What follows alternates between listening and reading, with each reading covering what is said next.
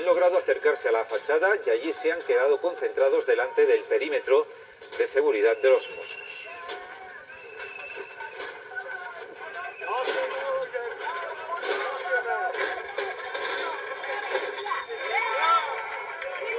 Han logrado acercarse a la fachada y allí se han quedado concentrados delante del perímetro de seguridad de los Mossos.